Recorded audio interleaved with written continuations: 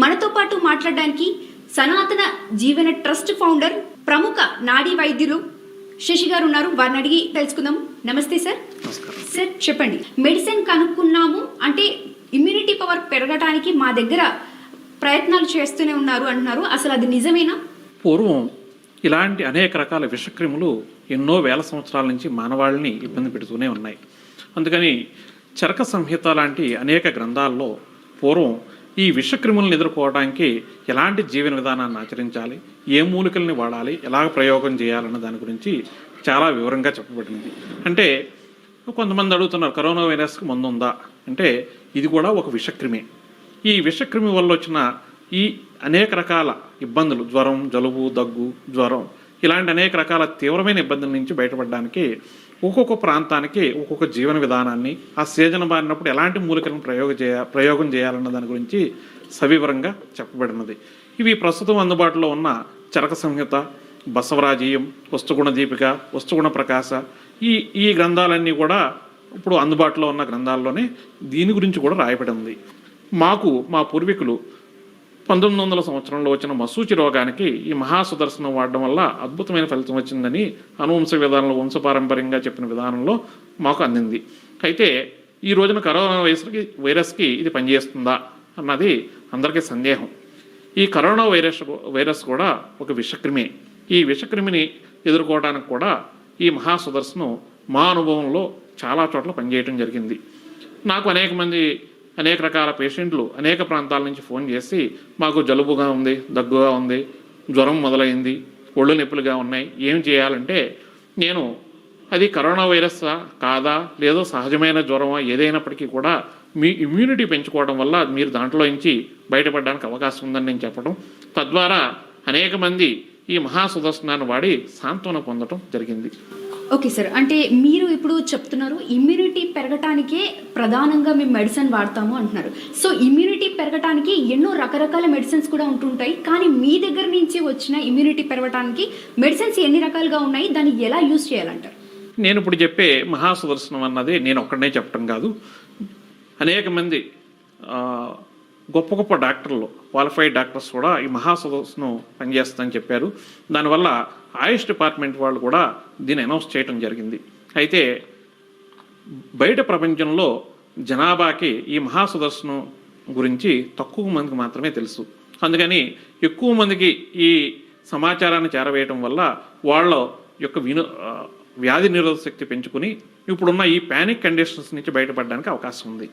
అలాగే ఈ corona virus announce చేసేటప్పటికే నేను ఢిల్లీలో మా సహచరులైన వాళ్ళు, నా పేషెంట్లు, నా ఫాలోవర్స్ చాలామంది ఉన్నారు, వాళ్ళందరికీ కూడా ప్రికాషనరీగా మీ వ్యాధి నిరోధక శక్తి పెంచుకుంటే ఇలాంటి వైరస్ బారిన పడే అవకాశాలు తక్కువగా ఉంటాయి, ఒకవేళ పడినప్పటికీ కూడా వెంటనే రికవర్ అవ్వడానికి అవకాశం ఉందని చెప్పాను. అందులో ప్రధానంగా చెప్పుకోదగ్గ పేరు, అంటే అందరి పేర్లు చెప్పడానికి అవకాశం లేదు, కానీ ఒక వ్యక్తి నాకు పర్మిషన్ ఇచ్చారు పేరు చెప్పడానికి, డాక్టర్ సతీష్ రెడ్డి. ఈయన ప్రస్తుతం DRDO చైర్మన్గా పనిచేస్తున్నారు, అలాగే అడ్వైజర్ టు రక్షామంత్రిగా కూడా చేస్తున్నారు. వాళ్ళ సహచరులు, వాళ్ళకు బంధువులు, తెలిసిన వాళ్ళు, స్నేహితులకి చాలామంది కరోనా వైరస్ పాజిటివ్ వచ్చినప్పుడు ఈ మహాసుదర్శనం వాడడం వల్ల కేవలం కొన్ని గంటల్లో, కొన్ని రోజుల్లో మాత్రమే పరిపూర్ణంగా వాళ్ళు కోలుకుని పాజిటివ్ నుంచి నెగిటివ్ వచ్చారని చెప్పి వాళ్ళు కూడా చెప్పడం జరిగింది. అయితే నాకు కరోనా పేషెంట్ల మీద డైరెక్ట్గా నాకు ఈ ప్రయోగాలు చేసే అవకాశం కానీ, అలాగే ఏదైనా హాస్పిటల్లో పర్మిషన్ తీసుకుని దీని యొక్క ఎవిడెన్సెస్ తయారు చేయడానికి కానీ నాకు అవకాశం లేదు. ఎందుకంటే మా వైద్య విధానం అంతా అనువంశికంగా, వంశపారంపర్యంగా చేస్తున్న వైద్య విధానం. దీనికి నేను ఎక్కడ సర్టిఫైడ్ డాక్టర్గా నేను ఎక్కడ కూడా సర్టిఫికేట్ తీసుకోలేదు ఇప్పటి వరకు. వైరస్ అనేది తన రూపం మారుస్తూ వస్తుంది. సో ఇలాంటి సిచ్యువేషన్స్లో ఈ మెడిసిన్ ఎంతవరకు యూజ్ అవుతుందంటారు పబ్లిక్కి? ఈ వైరస్ ఎన్ని రూపాలు మార్చుకున్నప్పటికీ కూడా ఈ ఇమ్యూనిటీ ఉన్న వాళ్ళు ఎలాంటి రోగాన్నైనా విషక్రిమి వల్ల వచ్చిన సైడ్ ఎఫెక్ట్ల నుంచి బయటపడడానికి అవకాశం ఉంది. మీరు ఇప్పుడు బయట చూస్తున్నారు, ఈ బయటలో ఎంతమందికి సివియర్గా మారుతుంది అంటే నాన్ సిమ్టమాటిక్గా చాలామందికి రావడం, తగ్గడం జరుగుతుంది. దానికి ప్రత్యేకమైన వైద్య విధానం లేదు, కేవలం విటమిన్ ట్యాబ్లెట్స్, అలాగే విటమిన్ C ఇలాంటివన్నీ ఇవ్వడం వల్ల వాళ్ళ ఇమ్యూనిటీ పెరిగి వాళ్ళ యొక్క వైరస్ నుంచి బయటపడుతున్నారని ప్రతి ఛానల్లో కానీ మీరు ఎవరు పేషెంట్లను కానీ ఎవరిని అడిగినా చెప్తూనే ఉన్నారు. అంటే ఇమ్యూనిటీ పెరగడం వల్ల ఈ వైరస్ ఏ స్థాయిలో ఉన్నప్పటికీ కూడా దానిలోంచి బయటపడడానికి పూర్తి అవకాశం ఉంది. ఓకే సార్, అంటే ఇప్పుడు మీరు మెడిసిన్ని 3 రకాలుగా ఉంది అని చెప్తున్నారు. సో ఈ 3 రకాలలో ఉన్న మెడిసిన్కి సంబంధించి ఇప్పటికే మన దగ్గర ఉన్న పోలీస్ అధికారులకు కూడా ఇచ్చారు అని అంటున్నారు. ఎంతవరకు యూజ్ అయిందంటారు? అంటే పాజిటివ్ వచ్చిన వాళ్ళకి ఇచ్చారా, లేదంటే ఇమ్యూనిటీ పెరిగడానికి ఇచ్చారా? ఎలా అనుకోవచ్చు? నేను ప్రధానంగా ఒక పోలీస్ డిపార్ట్మెంట్ వాళ్ళు కాకుండా అనేక రకాలు, అంటే ఈ క్లీనింగ్ పొద్దున్నే మార్నింగ్ లేసి క్లీనింగ్ చేసే మున్సిపల్ స్టాఫ్ కూడా చాలామంది నా ఫాలోవర్స్ ఉన్నారు. వాళ్ళందరికీ కూడా ఇది ఇవ్వటం వల్ల వాళ్ళ ఇమ్యూనిటీ పెరుగుద్దనే ఉద్దేశంతో ఇవ్వటం జరిగింది. అయితే పాజిటివ్ వచ్చిన వాళ్ళు కూడా కొంతమంది వాడి నెగిటివ్ రావడం కూడా జరిగింది. అయితే దీనివల్లనే నెగిటివ్ వచ్చిందా అంటే ఇది వాడడం వల్ల ఇమ్యూనిటీ పెరిగి తొందరగా నెగిటివ్ రావడానికి అవకాశం ఉంది. అలాగే ఈ మహాసుదర్శనం ఎందుకు వాడాలి అందరూ, ఇది చాలామంది ప్రశ్న వస్తుంది. అంటే పాజిటివ్ వచ్చిన వాళ్ళే వాడాలా, మిగతా వాళ్ళందరూ వాడొచ్చా వాడకూడదా అని ఒక సందేహం కలుగుద్ది. ఈ సందేహానికి ఎవరైనా సరే ఈ మహాసుదర్శనాన్ని వాడడం వల్ల ఇమ్యూనిటీ పెరుగుతుంది. ఎందుకంటే ఎక్కువ శాతం మంది జనాభా ఇమ్యూనిటీ సరిగ్గా లేకపోవడం వల్లే ఈ వైరస్ బారిన పడే అవకాశాలు ఎక్కువగా ఉన్నాయి. అందుకే ప్రపంచవ్యాప్తంగా చూస్తే ఇమ్యూనిటీ హైయెస్ట్ ఉన్న వాళ్ళందరూ కూడా ఈ వైరస్ బారిన పడే అవకాశాలు తక్కువగా ఉన్నాయని చెప్పి అనేక పరిశోధనలు తెలియజెప్తున్నాయి. ఇప్పటికే అందరూ కూడా ఎక్కువ శాతం జనాభా ఏదో ఒక ఇమ్యూనిటీ రిలేటెడ్ ఇష్యూస్ తోటి బాధపడుతూ ఉన్నారు. అలాంటి ఇమ్యూనిటీ రిలేటెడ్ ఇష్యూస్తో బాధపడే వాళ్ళందరూ కూడా మహాసుదర్శనం వాడడం వల్ల పరిపూర్ణమైన ఆరోగ్యవంతులుగా మారడానికి అవకాశం ఉంది. ఇప్పుడు మీరు మెడిసిన్ వాడొచ్చు అంటున్నారు. సో ఈ మెడిసిన్ ఎలా వాడాలి అంటే చిన్నపిల్లల దగ్గర నుంచి పెద్దవాళ్ళ వరకు వాడొచ్చా, లేదంటే సర్టన్ ఏజ్ లిమిట్ అనేది ఏమైనా ఉంటుందా? ఈ మహాసుదర్శన చూర్ణం కానీ, అలాగే చూర్ణం అంటే పౌడర్ రూపంలో ఉంటుంది, మహాసుదర్శన కాడ అన్నది లిక్విడ్ ఫామ్లో ఉంటుంది, మహాసుదర్శన గణవటి అన్నది ట్యాబ్లెట్ ఫామ్లో ఉంటుంది. ఈ 3 శరీర తత్వాన్ని అనుసరించి ఒక్కొక్కళ్ళు ఒక్కో దాన్ని వాడుకోవడానికి అనుకూలమైంది. ఇందులో మహాసుదర్శన కాడ అన్నది 90% జనాభా పరిపూర్ణంగా వాడుకోవచ్చు. ఇందులో వయసు వ్యత్యాసాన్ని బట్టి సంవత్సరంలో పిల్లలైతే రోజు మార్నింగ్ 5 ml, ఈవినింగ్ 5 ml, 10 సంవత్సరాల్లో వయసు అయితే లోపైతే సుమారుగా మార్నింగ్ 10 ml, ఈవినింగ్ 10 ml, అలాగే పెద్దవాళ్ళు అయితే morning 20 ml, evening 20 ml liquid ఫామ్లో అయితే తీసుకోవచ్చు. పౌడర్ అయితే చిన్నపిల్లలకు 1 గ్రాము, 10 సంవత్సరాల లోపు అయితే 2 గ్రాములు, అలాగే 10 సంవత్సరాల కన్నా ఎక్కువ వయసు ఉన్నవాళ్ళు ఎవరైనా సరే 3 నుంచి 4 గ్రాములు లేదా 5 గ్రాములు కూడా రోజుకి 1 నుంచి 2 సార్లు తీసుకోవటం వల్ల వీళ్ళ ఇమ్యూనిటీ పెరగడానికి సహకరించుద్ది. అలాగే కొంతమంది వాడిన వాళ్ళు కొన్ని ఇబ్బందులు కూడా చెప్పారు, అది కూడా మీకు చెప్తున్నా. ఏదైనా పొట్టలో ఇన్ఫెక్షన్స్ కానీ, అలాగే constipation related, amoebiasis related, IBS related complaint ఉన్న వాళ్ళకి ఈ మహాసుదర్శనం వాడడం వల్ల 1-2 విరోచనలు ఎక్కువయ్యే అవకాశం ఉంటుంది. అంతకు మించి అది కూడా 3-4 రోజులు ఉంటాం, ఆ తర్వాత మళ్ళీ నార్మల్ అయిపోవడం ఇప్పటివరకు అబ్జర్వ్ చేసాం. ఓకే సార్, అంటే ఎవరైనా ఇమ్యూనిటీ పవర్ పెంచుకోవడానికి, అలాగే ఎవరైనా కరోనా పాజిటివ్ వచ్చిన వాళ్ళు కూడా ఇది వాడి రికవరీ అయ్యారు అంటున్నారు. సో రికవరీ అవ్వడానికి దాదాపు ఎన్ని రోజుల సమయం పడుతుంది? ఈ మెడిసిన్ బాడీలోకి వేసుకున్న తర్వాత ఏ టైం లిమిట్ వరకు కూడా పనిచేస్తుంది అంటారు? వాస్తవానికి ఇది అలా పనిచేయదు. ఇంతకుముందే చెప్పాను, మన ఇమ్యూనిటీ పెంచడానికి మాత్రమే సహకరించుద్ది. ఒకసారి వేసుకున్నా, 2 సార్లు వేసుకున్నా, 3 సార్లు వేసుకున్నా మన ఇమ్యూనిటీ పెరగడానికి మాత్రమే సహకరించింది. ఇమ్యూనిటీ పెరిగిన దాన్ని బట్టి ఆ శరీర తత్వాన్ని అనుసరించి ఎంత తొందరగా పనిచేస్తుంది అన్నది ఆధారపడి ఉంటుంది. ఇప్పటివరకు మేము అబ్జర్వ్ చేస్తున్న దాంట్లో 3 నుంచి 5 రోజుల్లోనే అందరూ పరిపూర్ణంగా కోలుకోవటం జరిగింది. దీనికి ఎవిడెన్సెస్ కూడా సబ్మిట్ చేయడానికి ఇబ్బంది లేని పరిస్థితిలో ఉన్నాను. అందుకే ధైర్యంగా మీడియా ముందుకు వచ్చి చెప్పడానికి కూడా.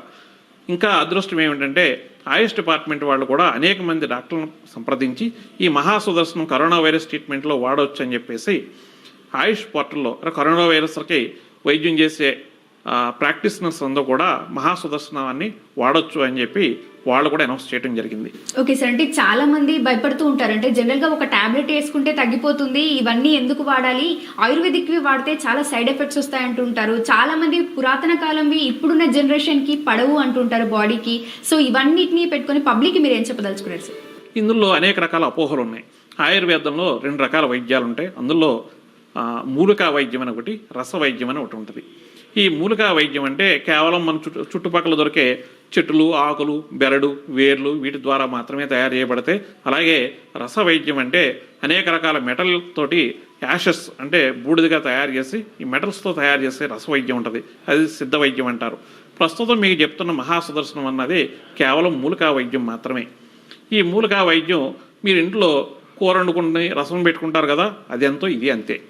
అందువల్ల ఇది ఏదో సైడ్ ఎఫెక్ట్ వస్తుంది, ఏదో ప్రమాదకరం అని చెప్పేసి ఎవరు భయపడాల్సిన అవసరం లేదు. ఇలాంటి సమయంలో అంటే ఈ వైరస్ అనేది నిజంగా ప్రమాదకరం అని అనుకోవచ్చు అంటారా?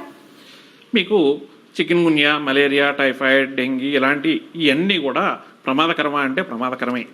ఎవరికైనా వ్యాధి నిరోధక శక్తి తక్కువగా ఉండి అప్పటికే అనేక రకాల బాధలతో పడుతూ ఉన్న వాళ్ళకి ఇలాంటి ఏదైనా వైరల్ విషక్రిముల వల్ల ఇన్ఫెక్షన్స్ రావడం వల్ల వాళ్ళ ఇమ్యూనిటీ బాగా తగ్గిపోయి అప్పటికే ఉన్న వ్యాధులు తీవ్రంగా ఉధృతిగా పెరగటం, తద్వారా ప్రాణాపాయ స్థితి కలగటం కూడా జరుగుతుంది.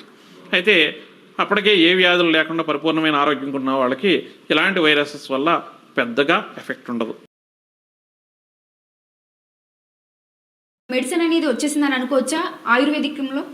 లేదు, ఆయుర్వేదంలో ఏ విషక్రిమిని డైరెక్ట్గా చంపే మందులు ఇప్పటి వరకు నేను చూడలేదు. పూర్వీకులు కొన్ని ప్రయోగాలు చేశారు. ఆ ప్రయోగాలు చేయడంలో కుంకుడు రసంతో వైద్యం చేసే విషక్రిములను చంపడానికి కుంకుడు రసం ఒకటి, అలాగే నీలి ఒకటి, అలాగే జీడి గింజలతో ఒకటి, ఇలాగ అనేక రకాల కుప్పింట పిప్పింటాకంటారు, వీటితోటి కొన్ని ప్రయోగాలు చేశారు. ఆ ప్రయోగాలని నేను చెప్పడానికి సిద్ధంగా లేను. ఎందుకంటే శరీర తత్వాన్ని అనుసరించి రోగి యొక్క లక్షణాన్ని పరిపూర్ణంగా తెలుసుకున్నప్పుడు మాత్రమే ఇలాంటి ప్రయోగాలు చేయడం కుదురుతుంది. కానీ ఎవరు పడితే అలాగా, ఎలా పడితే అలా చేయడానికి అవి ఆస్కారం లేనివి. రోజు రోజుకి డెత్ రేట్ అనేది పెరిగిపోతుంది. సో ఇలాంటి సమయంలో మీరంటున్న మెడిసిన్ కేవలం స్టార్టింగ్ స్టేజ్లో ఉన్నవారే వాడొచ్చు అంటారా, లేదంటే ఎలాంటి సిచ్యువేషన్స్లో ఉన్న వాళ్ళు వాడొచ్చు అంటారు? ఏ స్థితిలో ఉన్న వాళ్ళైనా సరే ఇమ్యూనిటీ పెరగటమే ప్రధానం. కాబట్టి ఏ స్థితిలో ఉన్న వాళ్ళైనా సరే ఇది వాడడానికి అనుకూలమైంది. అంటే మెడిసిన్కిను ఆయుర్వేదిక్కి ఉన్న డిఫరెన్స్ ఏంటి అంటారు దానికి దీనికి? ఆయుర్వేద వైద్యం అన్నది ఎన్నో వేల సంవత్సరాల నుంచి మన పూర్వీకులు పాటిస్తున్నదే. హలోపతి వైద్యం అన్నది కేవలం సుమారుగా 100-150 సంవత్సరాల నుంచి మాత్రమే వస్తుంది. హలోపతి వైద్యంలో వాళ్ళు ఎవిడెన్సెస్ రికార్డ్ చేయడంలో కానీ, వాళ్ళ యొక్క సైంటిఫిక్ అనాలిసిస్ చేయడంలో కానీ వాళ్ళు పరిపూర్ణమైన అంటే కట్టుదిట్టంగా వాళ్ళు చేస్తున్నారు. అయితే ఆయుర్వేదంలో అలా చేసే అవకాశాలు ఇప్పుడే భారతదేశంలో స్టార్ట్ అయినవి. దీనివల్ల భవిష్యత్తులో ఈ ఆయుర్వేద మూలికా సంబంధమైన వైద్యం చేయడానికి అనుకూలమైన పరిస్థితులు ఏర్పడతాయి, ఇప్పటికే ఏర్పడినవి. ఎందుకంటే ఆయుర్వేద వైద్యంలో రోగాన్ని క్రిములను చంపడానికి కానీ, రోగాన్ని అప్పటికప్పుడు తగ్గించే వైద్య విధానం ఉండదు. శరీరం తనకు వచ్చిన రోగాన్ని తనే తగ్గించుకునేలాగా శరీరానికి సహాయం చేసే విధానం మాత్రమే ఆయుర్వేద వైద్యంలో ఉంది. ఓకే సార్, అంటే ఇప్పటికే మీరు చెప్తున్నారు చాలా మంది రికవరీ పర్సంటేజ్ కూడా మా దగ్గర నుంచి ఉంది అని చెప్పి, మరి మార్కెట్లో ఎందుకు అనేది ఆయుర్వేదికం వైపు పబ్లిక్ మక్కువ చూపలేకపోతున్నారంటారు? కేవలం ఏ కాడికి కూడా హాస్పిటల్స్కి వెళ్ళాలి, మెడిసిన్ వాడాలి, ఆక్సిజన్ పెట్టుకోవాలి, అంటే ఇదే తరహాలో వెళ్తున్నారే తప్ప ఒక ఆయుర్వేదికం మెడిసిన్ ఉంది దాన్ని మనం వాడాలి అన్న ఆలోచన పబ్లిక్లో ఎందుకు రావట్లేదంటారు? ఇందులో నేను ఆయుర్వేదం గురించి బాధాకరమైన విషయాలు కొన్ని చెప్తాను. హలోపతిలో బీపీకో ట్యాబ్లెట్ ఉంది, షుగర్కో ట్యాబ్లెట్, ఇన్సులిన్ ఇలా ఉన్నాయి. అయితే ఆయుర్వేదంలో అలాగే ఏవి లేవు. ఎప్పుడైతే డైరెక్ట్ మెడిసిన్స్ లేవో ఈ ఆయుర్వేద వైద్యం చేసేవాడికి వైద్యుడికి చాలా కష్టతరమైన విషయం ఇది. ఎందుకంటే ఆ ఆయుర్వేద వైద్యం బీపీ పెరిగింది, ఎవరికైనా బీపీ పెరగడానికి ఆ మూల కారణాన్ని అన్వేషించాలి. ఇప్పటి వరకు మేము శాస్త్రీయంగా 11,688 రకాల డిసీజుల్ని రికార్డ్ చేయడం జరిగింది. హలోపతిలో కూడా లేవు. ఎందుకంటే చరక సంహిత చెప్పిన ఆధారంగా చేస్తే సుమారుగా ఇంకొక 20 నుంచి 30,000 డిసీజెస్ని ఇంకా రికార్డ్ చేయవలసి ఉంది. అంటే మీరు అందరూ కూడా పురాతన కాలం నుంచి కూడా చేసుకుంటూ వస్తున్నారు, కానీ ఎందుకనేది ఆదరణ తక్కువ ఉందంటారు ఆయుర్వేదిక్? ఆయుర్వేదం మీద ఇందాక నువ్వు చెప్పినట్టుగానే చాలా అపోహలు ఉన్నాయి. కారణం ఏమిటంటే ఆయుర్వేదంలో పరిపూర్ణంగా వైద్యం చేయగలిగిన వైద్యులు చాలా తక్కువ మంది ఉన్నారు. ఇంకొకటి ఏంటంటే ఆయుర్వేద వైద్యం అంతా కూడా కేవలం నాడి చూసి వాళ్ళ శరీర తత్వాన్ని పూర్తిగా అంచనా వేయాలి. ఒక రోగి వైద్యుడి దగ్గరికి వస్తే నాడి చూసి ఆ రోగికి ఎలాంటి లక్షణాలు ఉన్నాయి, ఏ ఆహారాన్ని ఇష్టపడుతున్నారు, ఏ ఆహారాన్ని తింటున్నారు, అలాగే అతనికి ఉన్న సమస్తమైన బాధలు, మానసిక శారీరకంగా ఉన్న బాధలు మొత్తం వైద్యుడు మాత్రమే చెప్పాలి. పేషెంట్ డాక్టర్కి చెప్తే ఆయుర్వేద వైద్యుడు కాదు. ఆ విధంగా నేర్చుకోగలిగిన వాళ్ళు ఇప్పుడు చాలా తక్కువైపోయారు. అలాగే ఈ ఆయుర్వేద వైద్యం గురించి చాలామంది నన్ను అడిగారు, ఇప్పటి వరకు నువ్వు ఎందుకు బయటకు రాలేదు అని. నా దురదృష్టం ఏమిటంటే భారతదేశంలో ఇలా నాడి చూసి చెప్పగలిగిన వాళ్ళు చాలా తక్కువ మంది ఉన్నారు. నేను బయటకు వచ్చి పబ్లిక్గా చెప్తే నాకు పేషెంట్ వందలు పెరిగిపోతున్నారు. కానీ నా ప్రధానమైన ఉద్దేశం కొంతమంది వైద్యులను తయారు చేయాలని నా ఉద్దేశం. సనాతన నుంచి ఎప్పటి నుంచో వస్తున్న ధర్మాలని చెప్పుకోవచ్చు ఇవన్నీ, కానీ ప్రజల్లో మాత్రము దీనిపైన ఒక ట్రాష్ అనేది ఉంది, అంతకుమించి లేదు. ఎందుకంటే ఇలాగ వైద్యం చేసేవాళ్ళు ఎక్కువ మంది ఉంటే, అందుబాటులో ఉంటే మాత్రమే సాధ్యపడద్ది. ప్రస్తుతం ఎక్కువ శాతం వైద్యం చేసేవాళ్ళంతా కూడా పలానా షుగర్కి మందు పనిచేస్తుంది, బీపీకి మందు పనిచేస్తుంది, థైరాయిడ్కి మందు పనిచేస్తుందని ఆయుర్వేదంలో కూడా అమ్ముకునే ప్రయత్నాలు చేస్తున్నారు. కానీ ఆయుర్వేద వైద్యంలో అలాంటివి ఏమీ లేవు. కరోనా వైరస్ సమయంలోనే అత్యధికంగా మీలాంటి వాళ్ళని కూడా నమ్ముతూ ఉంటారు. సో ఇలాంటి టైంలో మీరు ప్రూఫ్ చేసుకుని ఆల్రెడీ మీరు చాలా మందికి మేము రికవరీ చేశాను అని అంటున్నారు. సో మీరు కూడా బయటికి రాలేను అని అంటున్నారు. సో ఇలాంటి సమయాల్లో మీరు ఏం చెప్పదలుచుకున్నారు? ఈ ఆయుర్వేద వైద్యంలో వైద్యుడి దగ్గరికి వెళ్ళి నాడి చూసి చూపించుకుని మాత్రమే వైద్యుడు తన రోగాన్ని పేషెంట్కి ఎప్పుడైతే చెప్తాడో అప్పుడు మాత్రమే అతను పరిపూర్ణమైన వైద్యుడి కింద లెక్క, లేకపోతే లేదు. ఇందా చెప్పాను కదా, నేను చరక సంహితలో చెప్పిన ప్రకారం ఉదయం పూట పరగడుపును మాత్రమే కొంతమంది యొక్క నాడి పరీక్ష చేసి వైద్యం చేయడానికి అవకాశాన్ని ఇచ్చారు. అంతేగాని 24 గంటలు కూర్చుని నాడి చూడడానికి అవకాశం లేదు.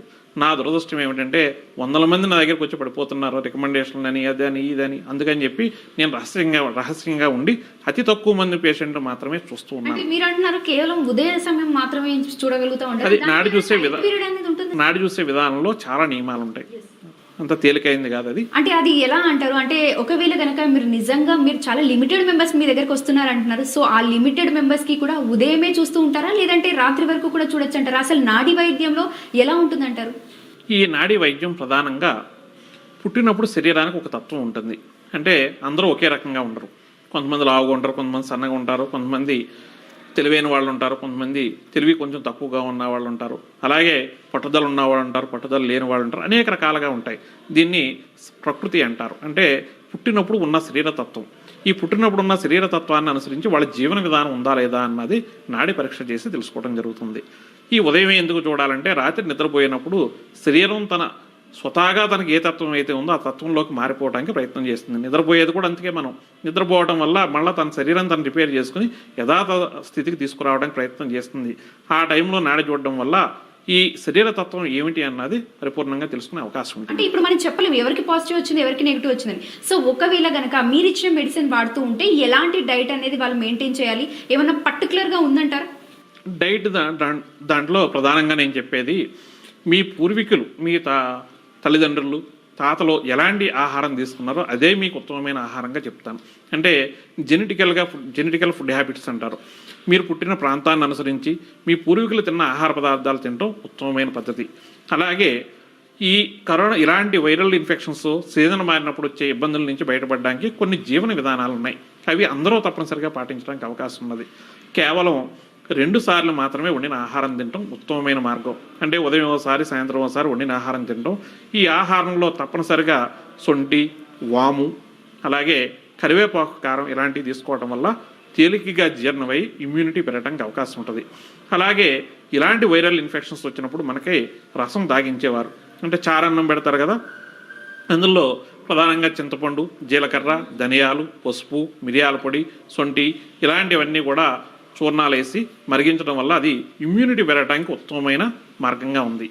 ఈ రసంతో తప్పనిసరిగా ఆహారంగా తీసుకోవటం, అలాగే సీజనల్గా వచ్చే పళ్ళు తప్పనిసరిగా మధ్యాహ్నం తీసుకోవటం, అలాగే రాత్రి పడుకునే ముందు, ఉదయం లేచిన తర్వాత కూడా వేడి నీళ్ళు తాగటం ఉత్తమమైన ఫలితాన్ని ఇస్తుంది.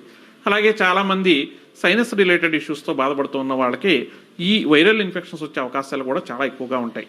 అందుకని నీళ్లలో పసుపు, మిరియాల పొడి, అల్లం, బెల్లం వేసి మరగబెట్టుకుని తులసాకులు వేసుకుని ఫ్రీక్వెంట్గా తాగటం వల్ల ఇలాంటి సైనస్ రిలేటెడ్ ఇష్యూస్ నుంచి బయటపడటమే కాకుండా ఈ ప్రస్తుతం వచ్చే ఈ విషక్రిములు బారిన పడే అవకాశాలు కూడా తగ్గుతూ ఉంటాయి. ఇప్పుడున్న సిచ్యువేషన్స్ లో ఇలాంటి వైద్యం కూడా ముందుకు వస్తే చాలా మందికి మంచి జరుగుతుందిగా. మరి మీరెందుకు ఆలోచించలేకపోతున్నారు? ముందుకు రావాలి, పబ్లిక్ లో కూడా దీన్ని మెడిసిన్ వాడేలాగా వాళ్ళకి అవగాహన కల్పించాలి అని ఎందుకు అనుకోవడం లేదనుకోవచ్చు? నేను ఈ రోజున మీడియా ముందుకు వచ్చి మాట్లాడడానికి కారణం నాకు పేషెంట్స్ కోసం కాదు. ఎందుకంటే ఇలాంటి ఆయుర్వేద వైద్యంలో అనేక రకాల మూలికా సంబంధమైన మందులుండి కూడా ప్రజానికం ఎంత భయంలోకి, బాధల్లోకి వెళుతున్నారని చెప్పి తెలియజెప్పడానికి మాత్రమే వచ్చాను. నేను ప్రధానంగా వైద్యం చేసే విధానం కూడా చాలా తక్కువగా ఉంటుంది. కేవలం ఈ వైద్య విధానాన్ని బతికించాలని చెప్పేసి ఈ వైద్యం చేస్తూ చాలామందికి వైద్యాన్ని నేర్పుతూ ఉన్నాను. నేను ఈ వైద్యం నేర్పి ప్రిజర్వ్ చేయడానికి, ఈ వైద్య విధానాన్ని బతికించడానికి ఈ మోడీ గారు లాంటి వాళ్ళు, అలాగే పీయూష్ గోయల్, చాలామంది సెంట్రల్ మినిస్టర్స్, అలాగే సతీష్ రెడ్డి డిఆర్డిఓ చైర్మన్ లాంటి వాళ్ళు, ఇలాంటి వాళ్ళంతా కూడా చాలా కృషి చేస్తున్నారు. ఈ వైద్య విధానాన్ని బతికించడానికి ఒక సపరేట్ ప్రాజెక్ట్గా పెట్టుకుని వాళ్ళందరూ కూడా ముందుకు పనిచేయడం జరుగుతుంది. దీనివల్ల రాబోయే రోజుల్లో చాలామంది ఈ విధంగా వైద్యం చేసేవాళ్ళు అందుబాటులోకి రాబోతున్నారు. కానీ రానున్న రోజుల్లో మీరు అన్నట్టుగా నిజంగా పెరిగే అవకాశం ఉందంటారా? మీలాగా చాలా మంది ముందుకు వచ్చే వాళ్ళు కానీ ఇప్పుడు ఎలా ఉన్నాయి పరిస్థితులు? ఇది చాలా ఆశాజనకంగా ఉంది. ఇప్పటి వరకు నా దగ్గర వైద్యం నేర్చుకోవడానికి ముందుకు వచ్చిన వాళ్ళు ఇంకా నేను పూర్తిగా స్టార్ట్ చేయకముందే 10,000 పైకి మందిగా రిజిస్టర్ చేసుకున్నారు. అందులో రష్యన్స్, అమెరికన్స్, ఆస్ట్రేలియన్స్ ఎక్కువగా ఉన్నారు, నాట్ ఎన్ఆర్ఐస్. ఎందుకంటే నా సంబంధించిన నేను చేసిన వైద్య విధానాన్ని వాళ్ళు చాలామంది అర్థం చేసుకోగలిగారు. ఎందుకంటే నువ్వు అన్నట్టుగా నేను ఆయుర్వేద వైద్యం చేయట్లేదు, మీ శరీర ధర్మాన్ని అనుసరించి మీరు ఏ విధంగా జీవించాలన్నది ప్రతి ఒక్కరికి చెప్తున్నాను నేను. ఫైనల్ క్వశ్చన్ సార్, అంటే ఇప్పటి వరకు కూడా మీరు ఇచ్చిన మెడిసిన్ కి సంబంధించి డైట్ కావచ్చు, లేదంటే ఇన్ని రోజులలో ఇమ్యూనిటీ పవర్ పెంచుకుంటే మనిషి తప్పకుండా రికవరీ అవుతారు అంటారు. సో ఇలాంటి సమయంలో ఆల్రెడీ డిసీజెస్ అంటే మీరు అన్నట్టు ఇందాక సైనస్ కావచ్చు, లేదంటే ఇతర డిసీజెస్ ఉన్న వాళ్ళు ఈ మెడిసిన్ వాడడం వల్ల యూజ్ ఉంటుందంటారా, లేకపోతే సైడ్ ఎఫెక్ట్స్ ఏమైనా వచ్చే అవకాశాలు ఉన్నాయనుకోవచ్చా? ఈ మహాసుదర్శన కాడ అన్న దాంట్లో చిన్న ఇబ్బంది ఉంది. అది లిక్విడ్ ఫామ్లో ఉంటుంది, సెల్ఫ్ జనరేటెడ్ ఆల్కహాల్ ఉంటుంది. కొంతమంది ఆల్కహాల్ స్మెల్ చూస్తే కళ్ళు తిరగటం, వామిటింగ్ సెన్సేషన్ రావడం, అలాంటి వాళ్ళని మాత్రం అది వాడొద్దని చెప్తాను. వాళ్ళకి మహాసుదర్శన చూర్ణం అలాగే గణపతి రూపంలో టాబ్లెట్స్ దొరుకుతాయి, అవి వాడుకోండి. ఓకే సార్, అంటే మీరు అంటున్న మెడిసిన్ ఇప్పుడు ఎక్కడెక్కడ దొరకచ్చు అనుకుంటారు? ఆన్లైన్ అనుకోవచ్చా, లేదంటే ఏ ఆయుర్వేదిక్ షాపుల్లో అయినా దొరుకుతుంది. అందులో ప్రధానంగా శ్రీ దూత్ పాపేశ్వర్ అన్న కంపెనీ వాళ్ళు తయారు చేస్తున్నారు, అలాగే బైద్యనాథ్ వాళ్ళు తయారు చేస్తున్నారు, అలా డాబర్, శాండు, ఇలాగ అనేక కంపెనీలు ఉన్నాయి. దీన్ని శాస్త్రిక్ మెడిసిన్స్ అంటారు.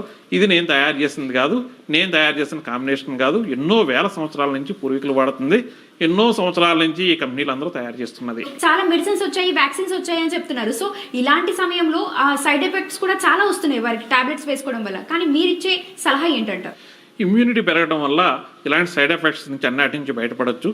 ప్రధానంగా శుచి శుభ్రతగా ఉండటం, అలాగే సరైన ఆహారం తీసుకోవటం, వేడిగా ఉన్న ఆహారం మాత్రమే తీసుకోవటం, మీ పూర్వీకుల నుంచి వచ్చిన ఆహార నియమాలను పాటించడం, వేడి నీళ్ళు తాగటం, ఇలాగే అల్లంతో చెప్పిన కషాయం తాగటం, ఫ్రీక్వెంట్గా ఎవరైనా కోల్డ్ కాఫీ ఇలాంటివి ఉన్న వాళ్ళు ఆవిరి పట్టుకోవటం ఉట్టి నీళ్ళతో కాదు, అందులో ఉప్పు, పసుపు, అలాగే వాము పొడి, తులసాకులు, యూకలిప్టస్ అంటే జామాయిలు ఇలాంటివన్నీ వేసి ఆవిరి పట్టుకోవటం వల్ల కూడా వాళ్ళు ఇలాంటి వైరల్ ఇన్ఫెక్షన్స్ పడే ఆస్కారం తగ్గుతూ ఉంటుంది. ఇప్పటికే చాలామంది ఈ మాస్కులు కట్టుకోవడం, శానిటైజర్స్ వాడటం జరుగుతుంది. కాబట్టి దాంతో పాటుగా ఇది చేయటం వల్ల ఇమ్యూనిటీ పెరిగి ఇలాంటి వైరల్ ఇన్ఫెక్షన్స్ నుంచి బయటపడటమే కాకుండా బారిన పడకుండా ఉండే అవకాశాలు ఉన్నాయి. Okay sir, thank you sir. అంటే చాలా విషయాలు మన సనాతన ధర్మాల నుంచి వస్తున్న విషయాలన్నింటినీ కూడా మరొకసారి గుర్తు చేశారు.